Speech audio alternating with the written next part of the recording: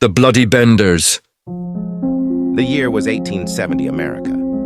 A nation still healing from the wounds of the Civil War looked westward Kansas. A land of vast prairies and even vaster dreams beckoned settlers with the promise of a fresh start. Little did they know, a darkness festered beneath the surface of this untamed territory. A darkness that lurked within the walls of a humble inn. Along the dusty trail, this is the story of the Bloody Benders, a family who twisted the American dream into a nightmare.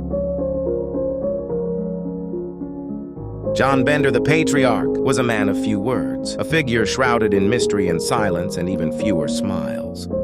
His gruff demeanor often intimidating to those who crossed his path, and thick German accent did little to endear him to the locals. He was a man who kept to himself. His past a closed book, his wife Elvira, known as Kate, was a striking contrast, a woman whose presence could not be ignored. She was a woman of considerable size, her physical stature matched only by her formidable personality, and even greater spirit, her tongue as sharp as any butcher knife, cutting through conversations with ease. Their children, John Jr. and Kate Jr., completed the peculiar family portrait, each adding their own unique traits to the mix. John Jr., a hulking young man with a vacant stare, was rumored to possess the intellect of a child, his presence both unsettling and pitiable. Kate Jr., on the other hand, was a captivating beauty with a sharp wit and a silver tongue, her charm drawing people in like moths to a flame. She styled herself as a healer and spiritualist, attracting followers with her charm and pronouncements of clairvoyance. Her sessions often filled with eager believers. Together, the Benders presented a united front to the world, a family bound by blood and shared secrets. And as we shall soon discover, something far more sinister, a darkness that laid beneath their seemingly ordinary facade. The Bender Inn, a simple one-room cabin, offered little in the way of luxury.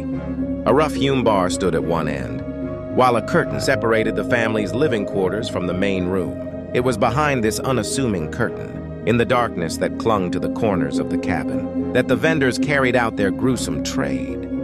Their modus operandi was as simple as it was effective. Travelers lured by the promise of food, drink, and a place to rest their weary heads would never leave the Bender Inn alive. Seated with their backs to the curtain, unsuspecting guests would be struck, a fatal blow to the head with a hammer, their bodies quickly disposed of in a trap door hidden beneath the floorboards. The prairie, it seemed, held many secrets, and the Benders were masters at burying their own. The first whispers of something amiss at the Bender began with the disappearance of a man named Jones. A respected Dr. Jones had been passing through when he vanished. Without a trace, his horse was found wandering aimlessly. Saddlebags still packed, but of the doctor himself. There was no sign. Then came the case of William York, a prominent citizen from a neighboring county. York's disappearance sent shockwaves through the community. He had been on a journey to Fort Scott and was last seen alive at the Bender Inn. His brother, Colonel Alexander York, a man not to be trifled with, launched his own investigation, determined to uncover the truth behind his brother's vanishing. As whispers turned to murmurs and murmurs to outright accusations, a palpable sense of fear settled over the community. The Benders, once viewed as merely eccentric, now became the subject of dark suspicion. Travelers avoided the inn, choosing instead to brave the elements, rather than risk a night under their roof. Children were warned to steer clear of the Bender children, and even the most hardened frontiersmen cast weary glances towards the inn as they passed. The Benders, however, remained seemingly oblivious to the growing distrust. Their smiles as wide and welcoming as ever, but behind those smiles a darkness lurked. A darkness that would soon be dragged into the light of day. Despite growing suspicions, concrete evidence against the Benders proved elusive. Local law enforcement, ill-equipped and perhaps somewhat intimidated by Elvira's sharp tongue and imposing presence, made little headway in their investigation. The vastness of the prairie, too, seemed to conspire against them, swallowing up secrets as readily as it swallowed up the Yun. Wary traveler, frustration mounted as every lead turned into a dead end.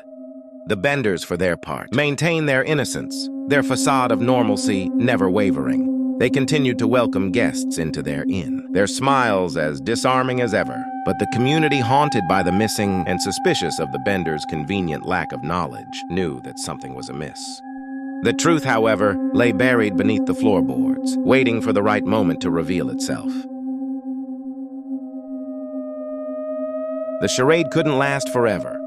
The Benders' crimes, like the bodies buried beneath their floorboards, began to reek of their own undoing. It began with a stench, a foul, unmistakable odor that wafted from the direction of the Bender Inn, carried on the wind like a ghastly calling card.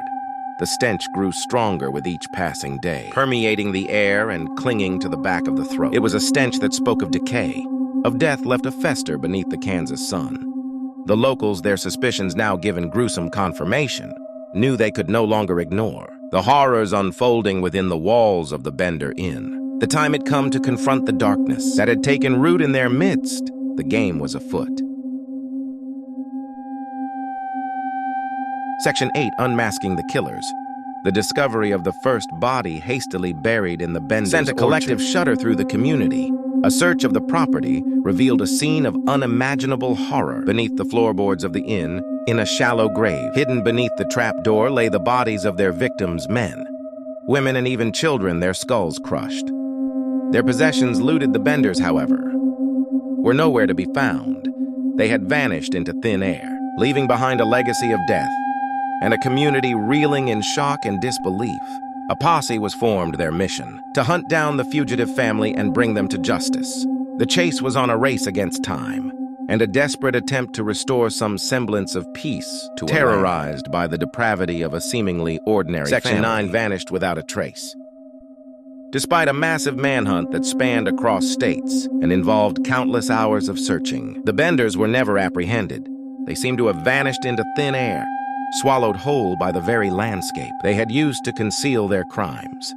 The vast open prairies provided the perfect cover for their escape. Rumors of their whereabouts swirled like dust devils across the prairie, each more fantastical than the last. Some whispered they had escaped to the wilds of Indian Territory, where the dense forests and rugged terrain could easily hide them. Others speculated that they had boarded a ship bound for South America, seeking refuge in a distant land.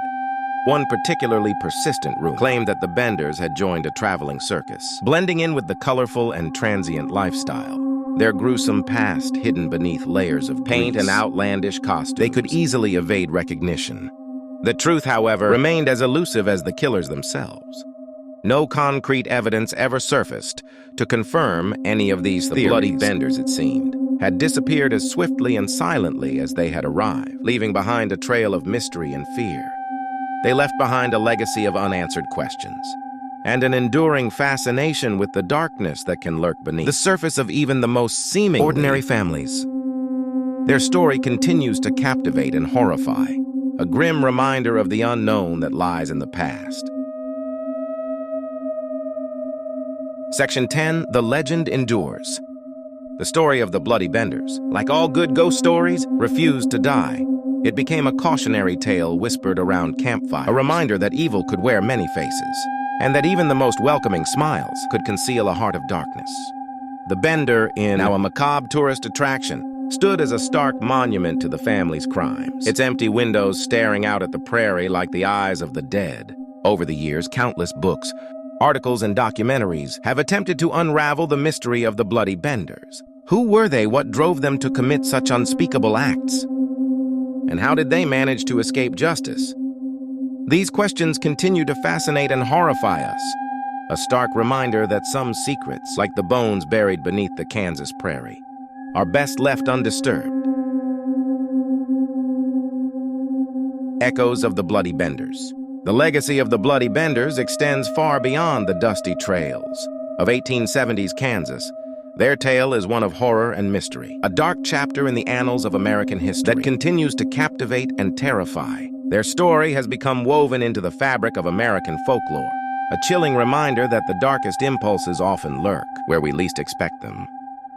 The Benders' tale is not just a story of murder, but a reflection of the human capacity for deception and cruelty. The Benders, with their unassuming facade and gruesome secret, serve as a cautionary tale, a reminder that evil can wear many faces, and that even in the most desolate corners of the world, darkness can find a home. Their homestead, once a place of supposed refuge, became a site of unspeakable horror. So the next time you find yourself traveling a lonely road, dear reader, and you see a flickering light in the distance, remember the tale of the bloody benders? Think of the travelers who met their end.